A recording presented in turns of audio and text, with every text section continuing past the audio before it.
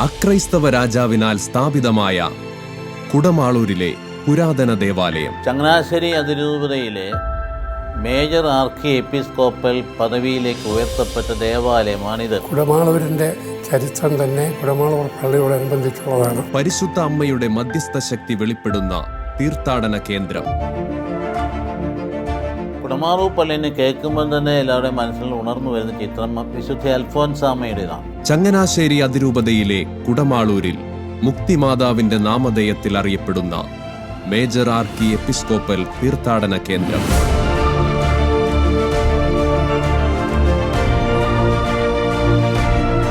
ചരിത്രമുറങ്ങുന്ന ഈ ദേവാലയത്തിന്റെ നിർമ്മാണ പ്രത്യേകതകളും ചരിത്ര സത്യങ്ങളും തിരിച്ചറിയാൻ ദ ഡിവൈൻ ആർക്കിടെക്ചർ ശനിയാഴ്ച രാത്രി 8:30